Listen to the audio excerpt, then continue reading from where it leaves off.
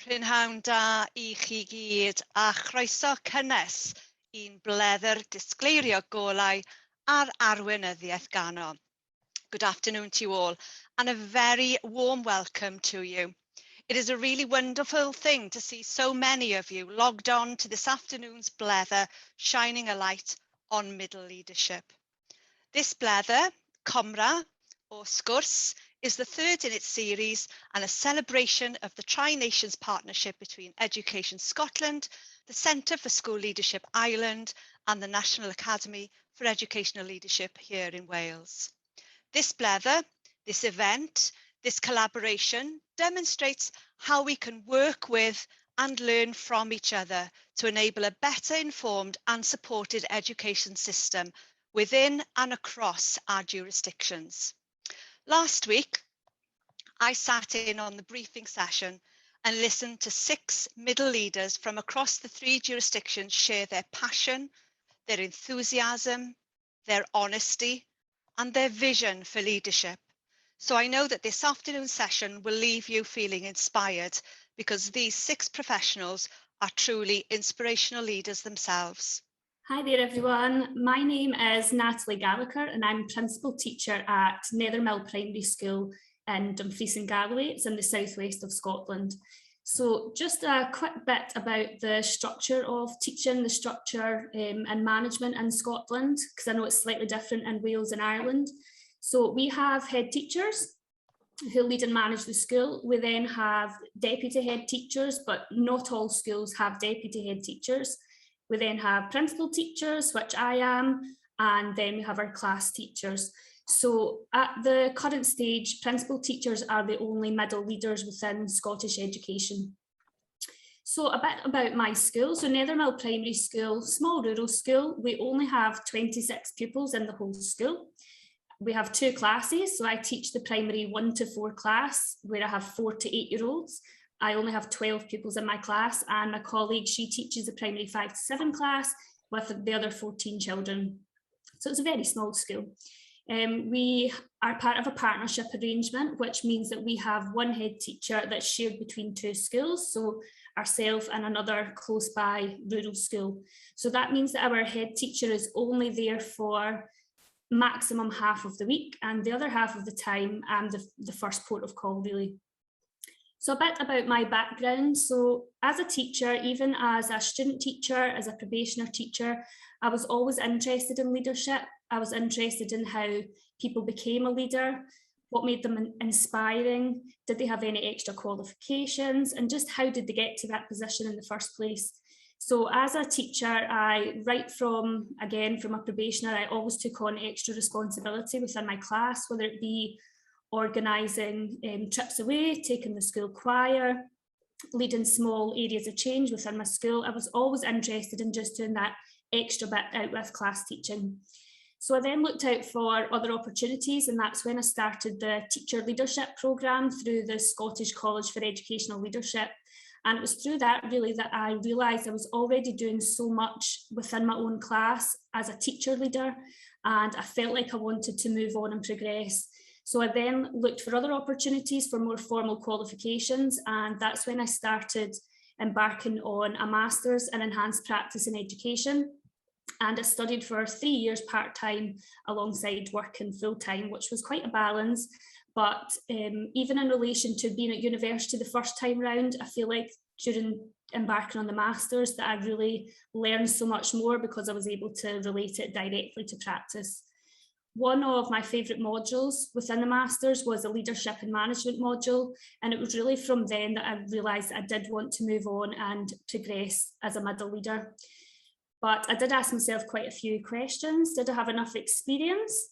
How would I manage being left in charge? Did I have enough authority? But again, when I questioned myself, I realised that I was doing so much already and that it was quite a natural next step for me. And I needed a challenge too. So within Dumfries and Galloway, because it is such a widespread rural area, most of the principal teacher posts are within small rural schools, partnership schools. So again, I considered, did I really want to be within a small school? I was always used to slightly bigger schools with more pupils, more staff, more colleagues. But again, I realised that I wanted to progress, so that was the next step for me. So the first job I applied for as a principal teacher, I was unsuccessful. So I had to then go back and think, what else will make me stand out from the crowd?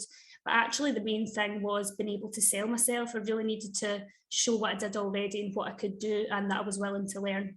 So then in my next interview, I got the job, and that's the post I've been in for nearly 3 years now.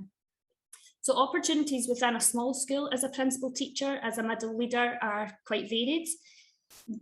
Relationships in any school are paramount, but within small schools, I think they're even more important. Some of the children that I will teach for up to 4 consecutive years, so it's important that you really build the relationships with the children, their parents, and also the local community, because small schools really are at the heart of the community. I am mostly class committed, which is a good thing. I still get to see children learn, develop and progress. And I have experience in so many different areas, very different from a larger school, whereas I might have a specific remit as a principal teacher in a larger school, whereas in a small school, I'm very much a jack of all trades. I'm also the first point of contact, so I think that's a great opportunity again to build up relationships and really develop my knowledge and skill as a middle leader. I think one of the important things as a middle leader is looking out for opportunities to learn and develop when you're in the role.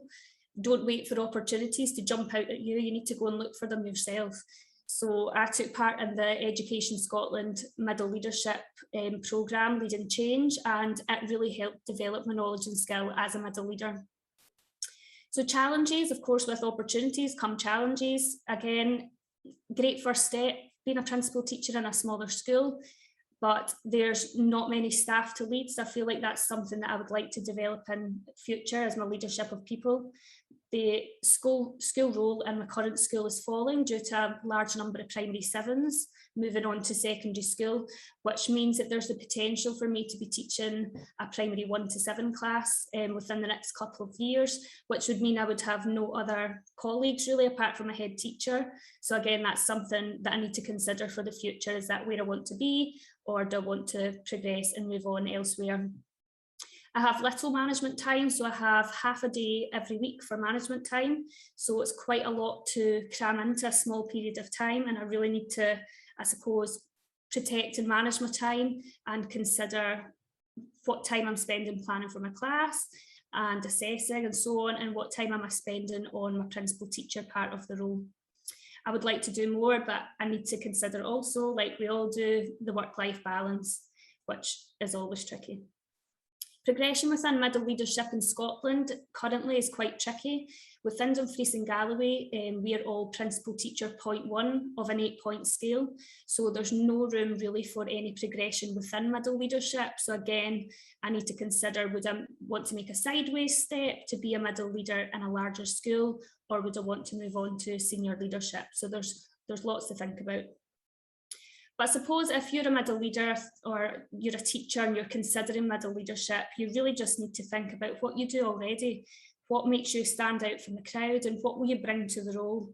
How will you manage that being the middle between a class teacher and a senior leader? How will you deal with that type of scenario? But most of all, are you willing to learn? And I think from my perspective, I always thought that I had to know everything before I went into a role as a middle leader, but that's truly not the case. You learn on the job, there's so much to learn. But middle leadership is so important. It's a really privileged position to be in, being in the middle, still having that class contact, but also having the ability to have more input and more say into shaping the school that you're in. So I really hope that's been helpful and interesting to hear about being a middle leader from a small rural school perspective. And I'm going to pass you on to Claire, who's from Wales. Thank you, Natalie. Okay, good afternoon, everybody, and thank you for having me. My name's Claire Freeman, and I teach at Addysgol Conway, which is an 11 to 18 mixed high school in North Wales. I'm a pastoral leader. So for those of you not familiar with that term, that basically means I'm a head of sixth form at the moment, and I have been head of year in the past. So I'm responsible for the wellbeing, behaviour, conduct, and general progress of students within my designated year group. Whilst I'm head of six now and have been a head of year in the past, I've also been a head of department, but pastoral leadership is absolutely my passion. And it's that aspect that I do want to speak to you about this afternoon, in terms of how I got there, but also some experiences and challenges I've experienced. So when I first moved to Wales from England a good few years ago, I'd got 2 young daughters, and I'd left a role as head of department behind. And I was working part-time, and I kind of felt that my time as a middle leader was over, at the very least until my daughters were a little bit older and I was able to commit myself to my role again.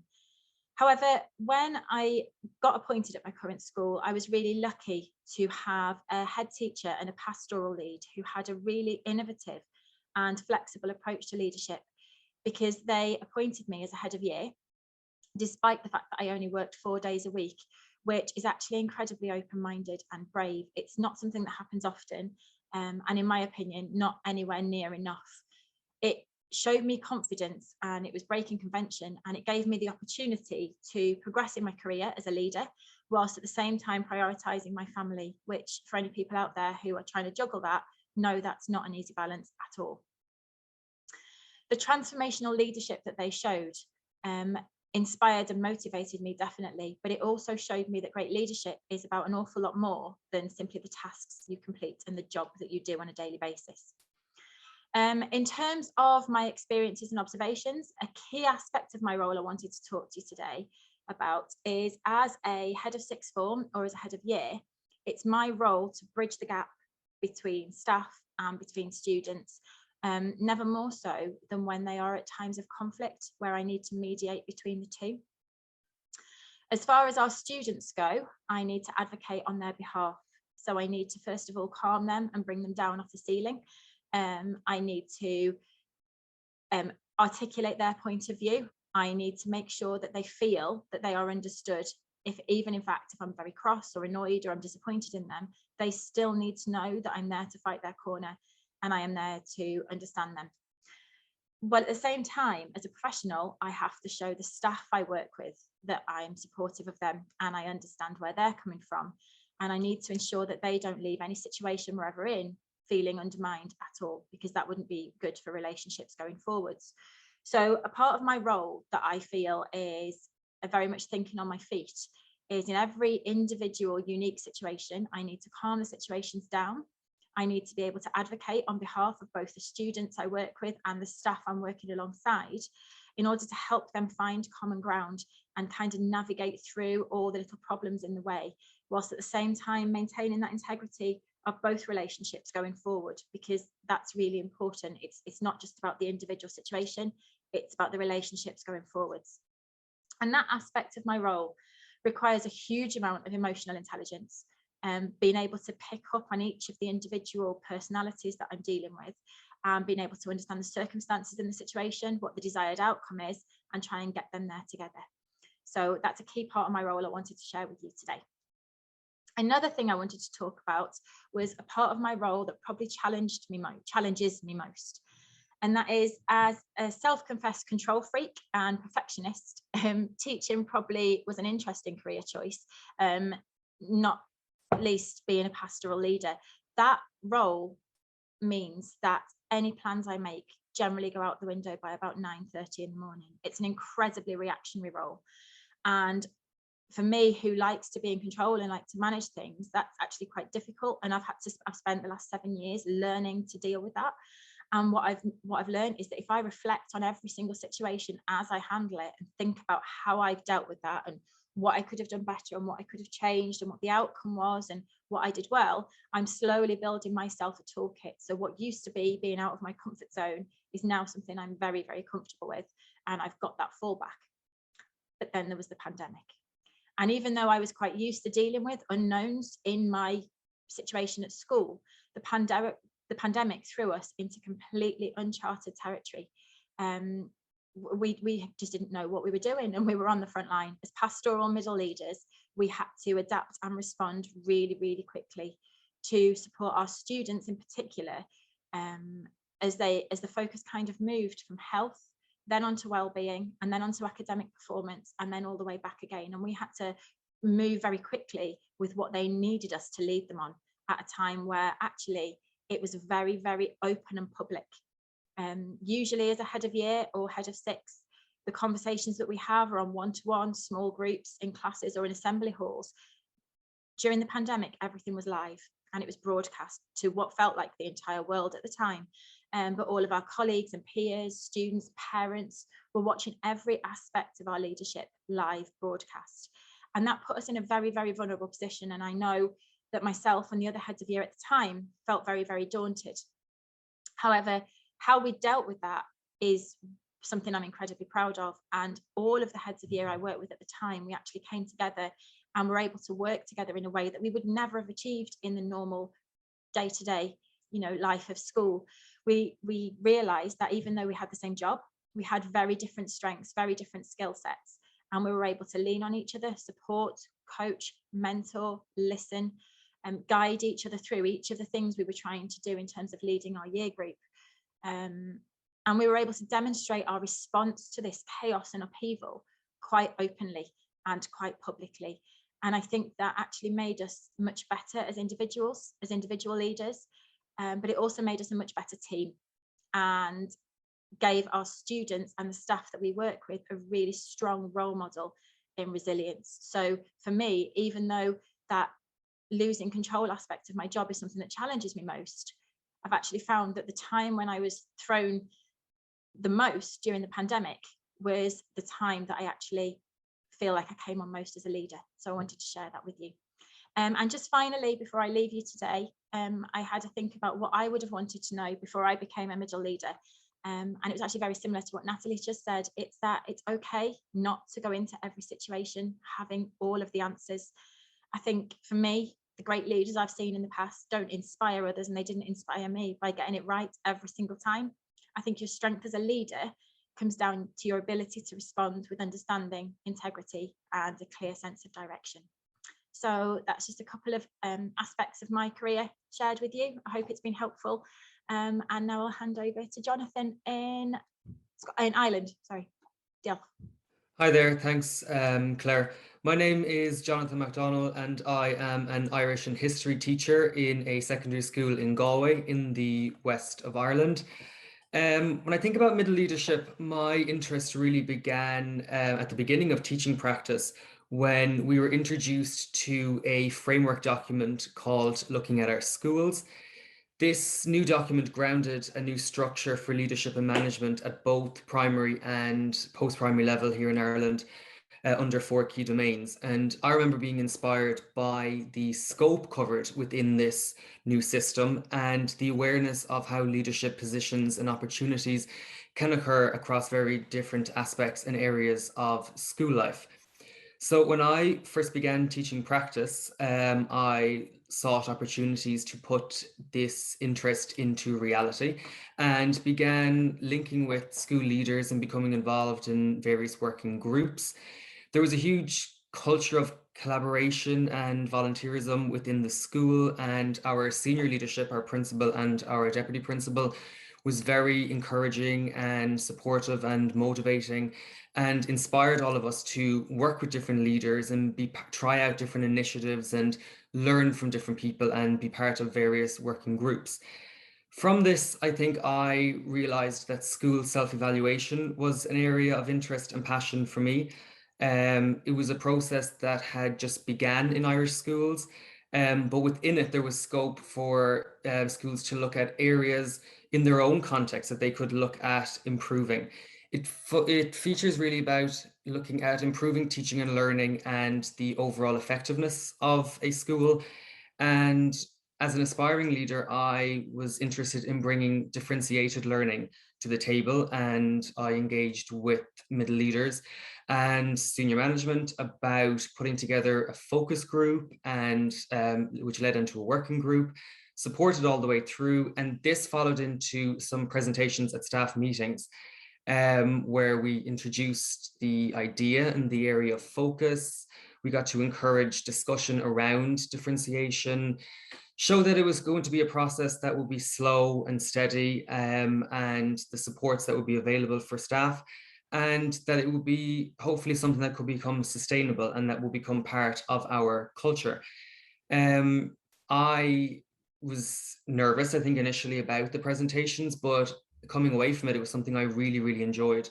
And the fact that the conversations happened and they continued at department level and they continued to be part of subject planning and assessment meetings, that it was, I realized that it was something that I was very interested in, and that I would love the opportunity to become a middle leader and to continue looking at school improvement at this level.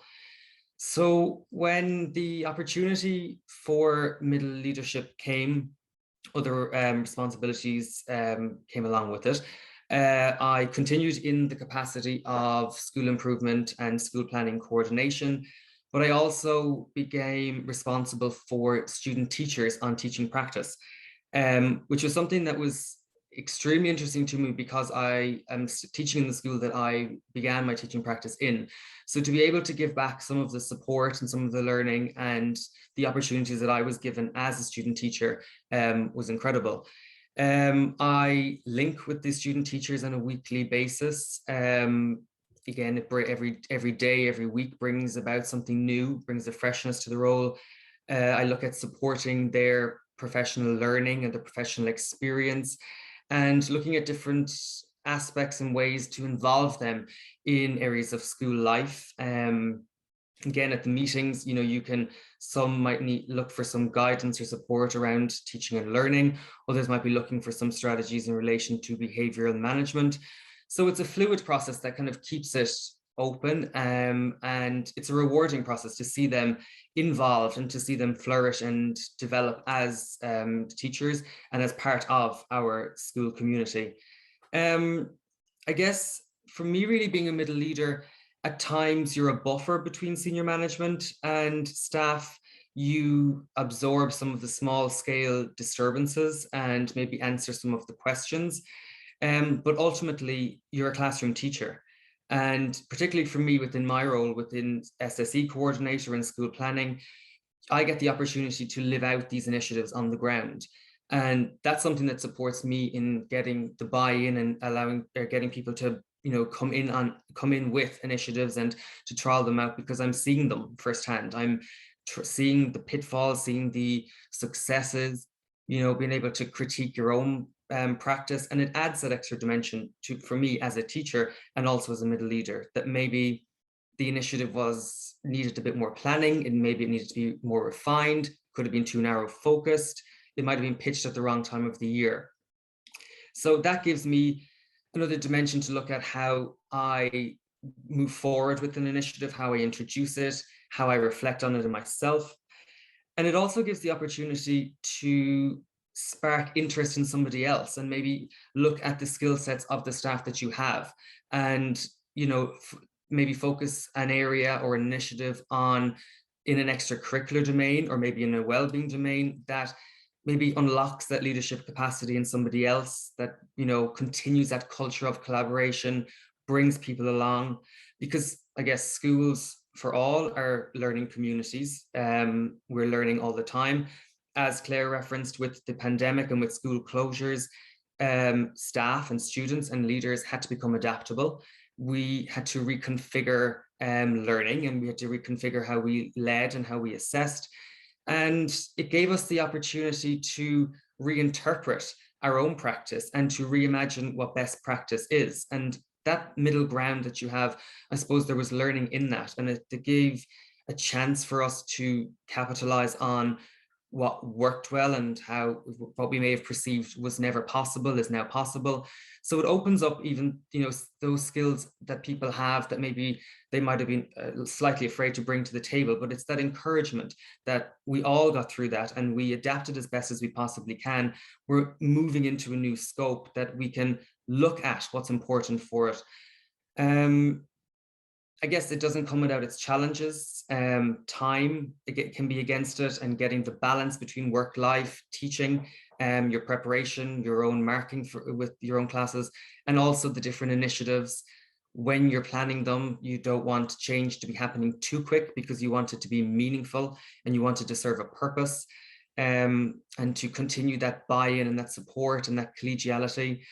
But I guess being a middle leader ultimately for me is an honor, and to be part of a team that's working with the school to foster a learning community, and to support and encourage others to be involved so that school is enjoyable and school is a place of development for all. And I guess for me as a middle leader, I look forward to continuing to develop my own skills and to learn about myself and to look forward into how education is going to develop between, schools being in some ways complex organizations. They're changing, society is changing, the education is changing, differing learning profiles, and to be best able to support and guide schools through these obstacles and the opportunities that provides for middle leaders. So for me, I hope to be able to inspire another leader, to inspire people to be involved, to understand the benefits and the learning that comes from it, and to see the merit in how it can really support and embed you in a personal and in a professional manner. So that's one half of the Irish story. I'm going to pass you over now to Hannah, who's going to continue on in the Welsh context of middle leadership. Amazing. Thanks so much, Jonathan. Hi, everybody. So I'm Hannah Cogbill, and I'm part of the leadership team at Caddixton Primary School in Barry, South Wales.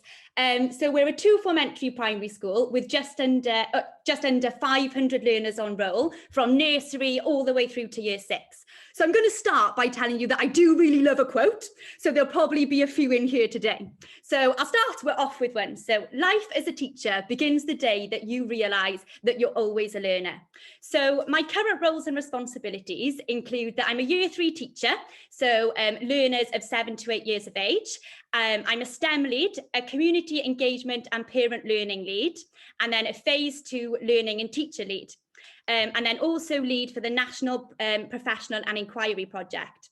I have time and space that's embedded into my day-to-day routine every week to make these things happen. So firstly, I'm going to share a little bit about my why, my what, and my how of my teaching, learning and leadership journey. So I began my teaching career at the University of Wales, Trinity St David, where I undertook a degree over 3 years that was solely focused on primary school teaching. My next adventure was at Caddixton Primary School, and I do really love to compare it to an adventure because I feel that every day is different and it fills me with that excitement. Here was where I was inspired by that great transformational leadership in action, and it gave me that real drive to make a difference, and that I wanted that and to seek those opportunities. I've been so lucky by the amount of support and belief that I've encountered from my senior leadership team. So 2 years ago, I completed a master's in professional practice alongside teaching full-time. But it was so amazing because it was linked to the day-to-day practice and what I truly loved, learning, teaching and leadership. Over the last 2 years, I've worked really closely alongside a coach to explore myself and really develop that greater sense of self-awareness and development. So this included personality tests, exploring the 24 character strengths and identifying my own bad habits. This supported me in understanding 3 core areas. Number 1, my values. Number 2, what do I lead for? And number 3, what do I care about? This was a key starting point for me, and it really focused on what my priority was. So what was essential for me as a leader right now. During this time, I also read a book called Essentialism, and I asked myself 3 key questions. Is it the right thing? Am I doing it for the right reasons? And is now the right time to make it happen? So just a few bits about my values. So I like to be seen as being empathetic. I like to help people feel valued. I like to have an opportunity to continue to learn. I like to be seen as a driver. I like to be trusted and honest with others, and then making others feel respected. So what do I lead for? I lead to make a difference to the lives of learners, staff and the widest community, to inspire and influence others to make that positive change and impact on people's lives and supporting them to succeed and flourish. I've got that desire to spread love, happiness and understanding in a world where everybody feels that sense of greatness.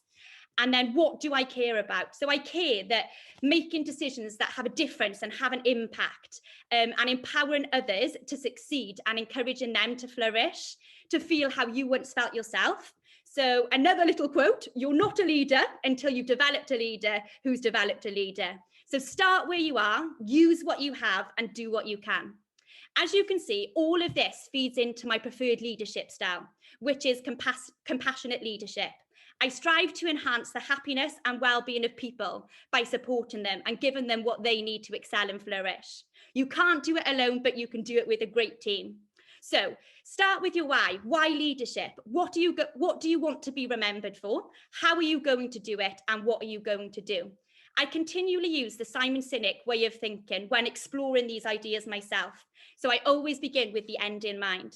When I really understood myself and my vision for leadership, and this was clear, it allowed me to really focus on others and people and developing those, to have that greater sense of stronger team cohesion and development, so you were able to build a greater capacity together.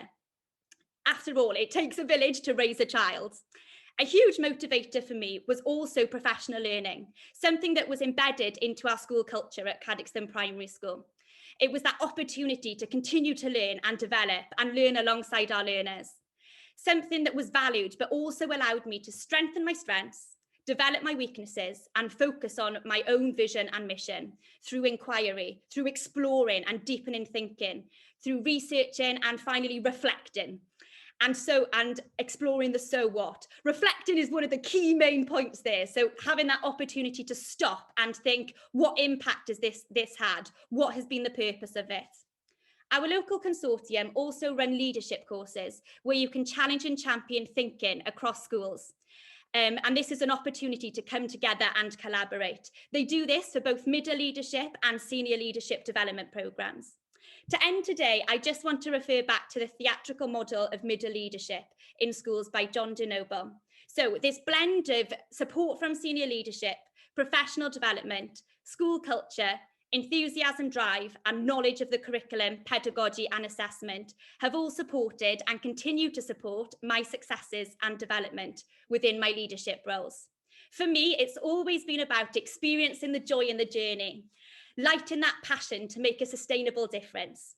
And we're going to end with a wonderful quote.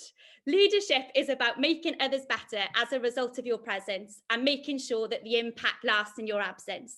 Thank you for listening. Thanks, Hannah. Thanks so much. Really, really interesting there. And greetings from Scotland as well, people. My name's Neil Valentine. I'm a principal teacher guidance and I work at Musselburgh Grammar School in East Lothian. I've been doing that role for about 3.5 years now. I absolutely love it as a role. Every day is different. It's one of the main things that I got into the job for, I think, as well. A wee bit about the role, because I think, it's similar to what Claire was talking about down in the Welsh context. But in Scotland, I've got a caseload of 200 pupils. And I've got overview of all their well-being, tracking and monitoring, managing all interventions and concerns, and also, being the buffer, as other people have said, between teachers and pupils and parents and agencies, all that sort of stuff.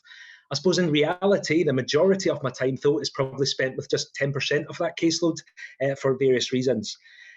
I still teach as well. I've got 7 periods teaching on my timetable. And above and beyond that, I've got department and whole school responsibilities to squeeze in as well. I've got no direct responsibility for managing any staff, and there's pros and cons to that. So my experience of how did I get here, I suppose I had 3 different paths, if I'm honest. I had one that was a dead end, I had one that was a giant leap, and one that was kind of a bridge to my current role. So I'll tell you about all 3 of those. In my first school, when I was just starting out as a teacher, I didn't really strive for leadership, but I was enthusiastic and I wanted to get involved in as much as possible. I became, there was lots of opportunities for delegated leadership opportunities. And so I became the school's outdoor learning champion.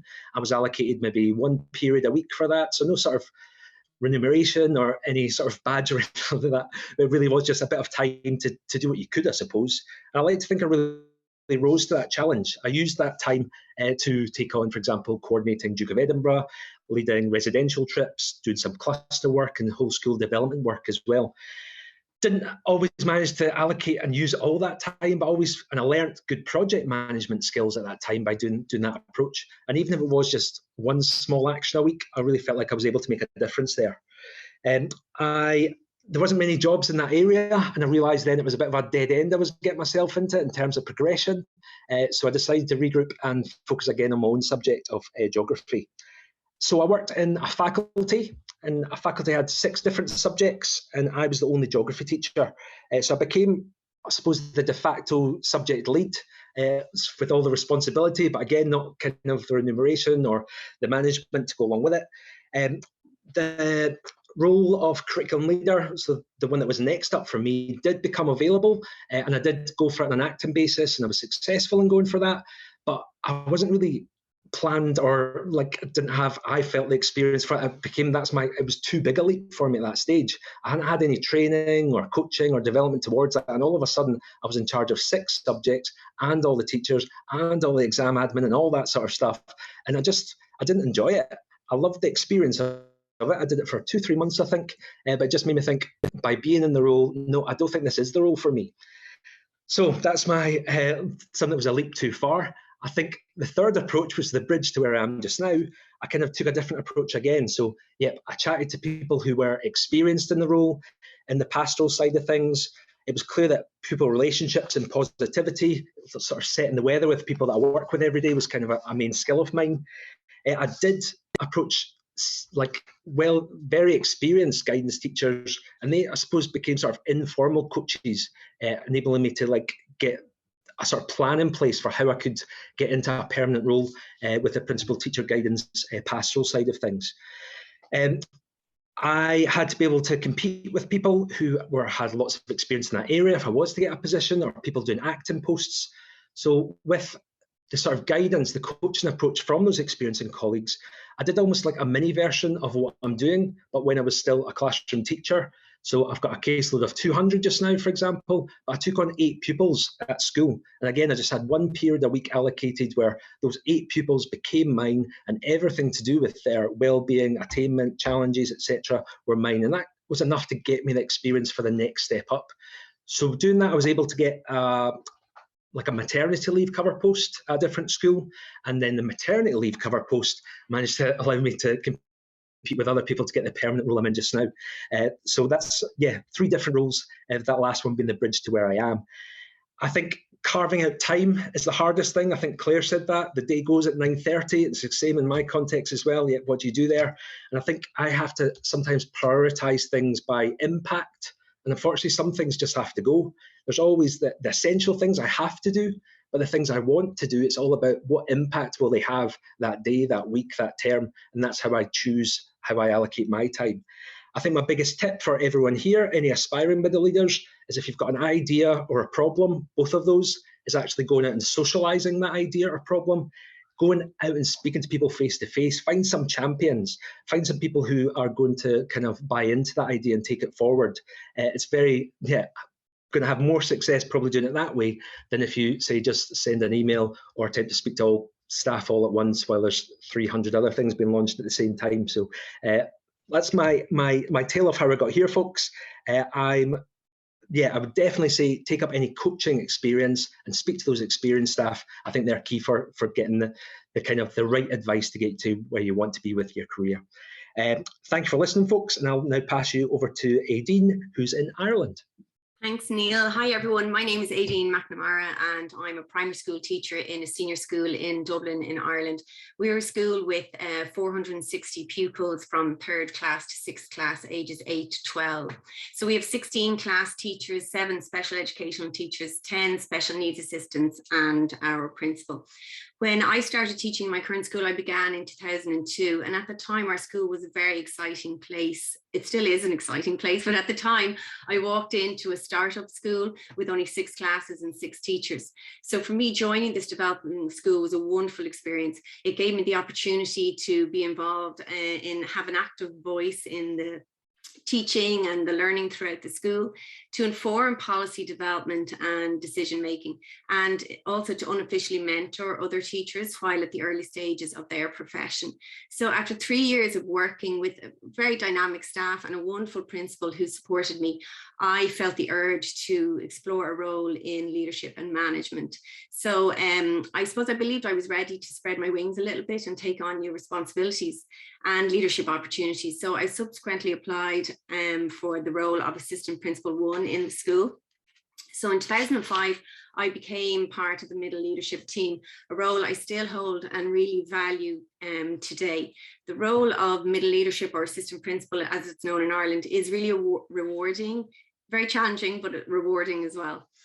For years in Ireland, when you were appointed as assistant principal, there was no formal training for your role. So the only real guidance I received at the time was based on informal feedback from my principal and discussion with him. So I'm glad to say that the practice is slowly changing and evolving, and with the help of Centre for School Leadership and the PDST, things are changing with the core, the leadership development program, and the middle leadership project with CSL, and indeed shining a light on middle leadership through this Blether today. So our Department of Education in Ireland has also launched guidelines on leadership through the publication of the Looking at Our Schools document in 2016. So this is a quality framework for primary schools, which aims to assist schools in school self-evaluation and development. So this document has outlined 2 dimensions: to look at high quality teaching and learning, and then to further develop leadership and management. For us at the time, it was invaluable. I feel it's also invaluable for schools, but to actually have a document that could guide us. So it has given us the opportunity to just guide middle leaders and to look at our experiences, our knowledge and our attitude, and also for self-evaluation, you know, to look at what we're doing well and how to do even better. It has statements of highly effective practice, so it sets a target and something that is attainable for us. So in my role in middle leadership in the Irish context, it's important to note that I am full-time special educational needs teacher with a full teaching timetable, which is quite different to other people's experience of middle leadership.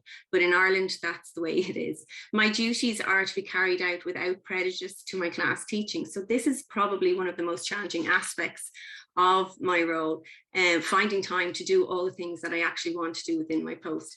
And yet, to look at the flip side of it, it also means that I am in touch with current practice in the classroom, that I work and see things at class level, and I work closely with my colleagues and can be a leading voice for them. So equally, I understand the practicalities and the demands of life, daily life in school. So my main leadership responsibilities across my school are for literacy and assessment for learning throughout the school, coupled with other administration duties and pastoral duties. For me, the key principles that underpin life as a middle leader are being adaptable, accountable, and approachable. I am currently teaching and leading from the 3rd revised primary school curriculum since I graduated. So you can guess how much policy development, curriculum development have been involved in that over the years. And it has certainly been a test of my own adaptability. I feel it's really important to upskill yourself in your subject area. I would encourage all middle leaders to try to engage in continuous professional development if they can. It gives you the confidence to lead your area and to be a gatekeeper to embed new practices and new initiatives within your subject. And that's where the accountability lies. Being a middle leader invites you to hold that middle ground in school. So we have responsibilities vertically upwards, vertically downwards, and laterally to middle level peers. We aim to lead from the middle as opposed to just assisting the principal, and it is not always an easy task. Being approachable and being able to bring staff along with you is the key in this regard. So in 2010, I decided to do some extra training and take on some extra training, and I became a mentor and a facilitator for the National Induction Programme for teachers in Ireland. This wasn't something that was on my list of middle leadership post duties, but it allowed me to see life through the lens of an NQT, and I felt passionate about offering support to NQTs in their first year of induction. Again, it was something I never had myself. And as an NQT, I valued that somebody would be there for me. It was something I never had, and I saw it as an opportunity to guide and lead other teachers at the challenging time of their career. The work is extremely rewarding and allows me space to develop closer relationships and with my colleagues, and to indeed encourage them to lead. In encouraging teachers to lead, we have found that teach meets have been very successful, where we offer our teachers the opportunity to share their practice at a staff meeting for 10 to 15 minutes in an area they teach well or have an interest in. This is kind of a semi-formal role for them, where they can feel comfortable, and it has worked really well, and I would encourage other people to try it. It is, and I suppose staff are always appreciative of new ideas and new ways of doing things. So in fact, developing the leadership capacity of others is a priority for schools in Ireland, but it's also one of the most challenging aspects of our role. It's not just about getting things done, but it's also about drawing other staff into that leadership space. So I hope today I have shone a light for you on leadership in Ireland. And just to finish with a simple quote, a leader is one who knows the way, goes the way, and shows the way. Thank you. It's my turn now, and I just don't know what to say. How can I come in after that, dearie? Thank you all so much, the 6 of you. That was amazing. What I want to thank you for is your enthusiasm, your passion, and your honesty, and for giving us such an insight into the different roles of middle leaders across our 3 nations. I think it's really brought to light, and there's lots of questions going on here. So how Donal and I are going to manage to facilitate this question and answer part or discussion, I'm not quite sure, but we shall give it a go. So what we're going to do, I'm going to start off with something I've thought about as you were talking, and that was the word balance. It kept on coming up. It's that balance. And what I'd like to do is ask 1 or 2 of you just to explore a little bit further about how you balance priorities. How do you balance being a lead classroom practitioner, which I can see how passionate you all are about, with also being a visible leader? Who'd like to come in there with a response? Which one of the 6 of you is going to start us off? Yeah, I think I've been a head of year, head of 6 now for 6-7 years. And I think that amount of time has given me the experience to be able to kind of jump between those 2 roles with quite a bit of confidence. So my priority is my role as pastoral leader. It's my role as head of year. I've been teaching for a long time, and I have to accept that whilst I want to be an excellent classroom practitioner, and I can do that sometimes, some days that's not going to happen. But I know the students know that even on the days where I'm not quite firing up from their point of view as a teacher because something's happened in my year group, or I've got to deal with a fallout from my 6th form, they know that I'll mop that up and fix that in the long term. So I've stopped putting pressure on myself to deal with things on an hourly or daily basis, and I look a little bit more at the big picture and try and balance it out that way. I liked what you said, Claire. When you started off, you talked about how you like things organised, and you had to realise when you became middle leader that actually that's not going to work, is it? So no, that was really interesting. Thank you for that. Anyone else? Hannah, do you want to come in there? Yes, definitely. I think it's that blend of learning, teaching and leadership together. So with all that you lead and all that you do, it always comes back to classroom practice and making an impact on those learners that you're with every single day and the staff that you work with. So I think it's the 3 of those aligned, and, you know, stepping back and thinking, what is a priority right now? What needs to happen now, or what can happen next? Because even though I like to think we can't do 101 things at one time. And there does need to be that sort of that lens of what is your priority. Absolutely spot on there, Hannah. We've got to all look after our own well-being as well. It's such an important part of this. Well done, thank you. You got a question, Donal? Yeah, just one quick, you picked out a word there. I got to pick out a word as well, not to be outdone by you, Sue. And seeing as I can't have a quotation like Hannah, I hear flicking through books to come up with something, but I'm lost. Inspiring is coming for the participants. Inspiring. So well done to all of you. You certainly inspired me, and the participants are giving back that feedback as well. I have 2 questions pulled out here because we are caught for time, unfortunately. But I'll start off by throwing this one out to you, coming from the chat. What skill do each of you feel you have that stands out in your middle leadership role? So yourselves as a person, what skill have you got that actually comes out in through your middle leadership or middle management role? I think one thing that's certainly been mentioned a lot tonight that I think is probably the centre of a role for many of us is the values that you hold, your compassion and your understanding.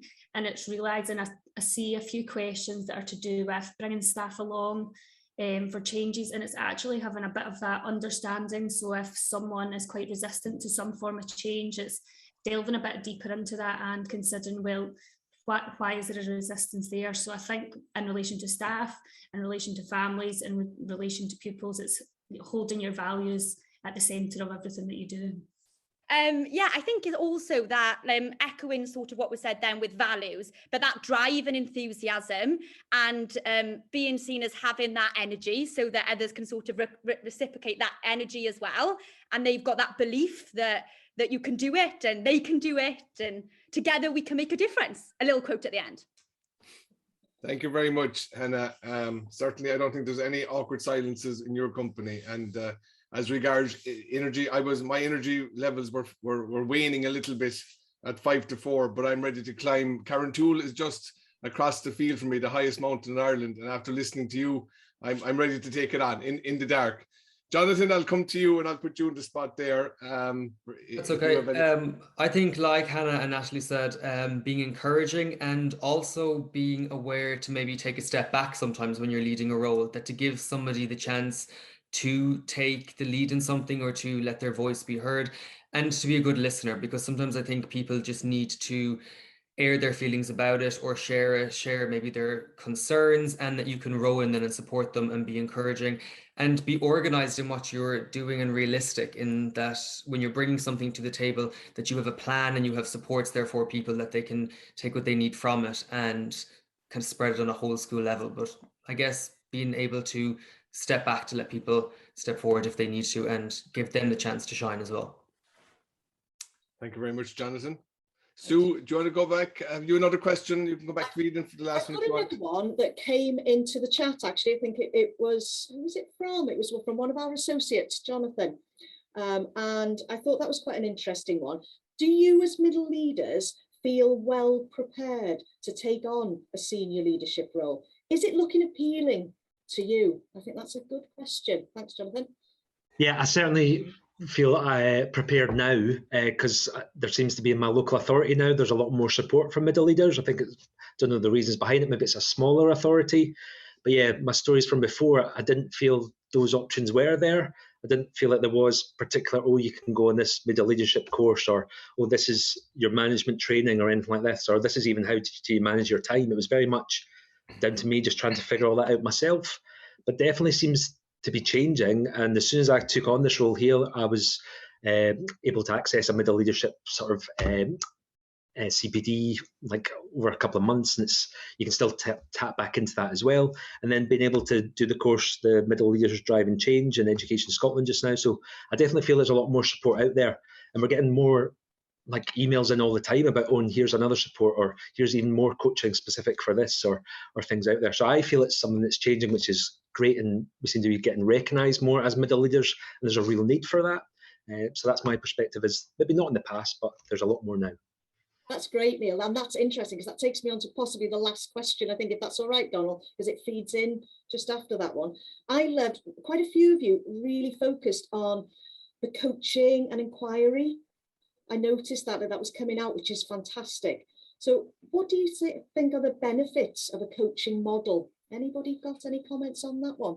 Sorry, I just think it's just so integral to everything that we do.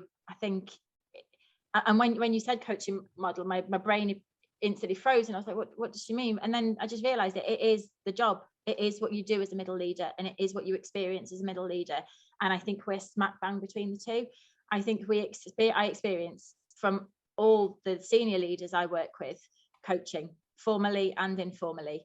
And then with the students I work with, the tutor team I work with, my colleagues in middle leadership, there's a huge number of middle leaders in a high school, and that coaching and questioning and talking through is the most important part of any development I've faced. I've been on a number of courses and a number of training sessions, and the most important part of any one I've ever been on is that time where you question and talk through your job and your role with other staff, which I think just underpins all of it, really.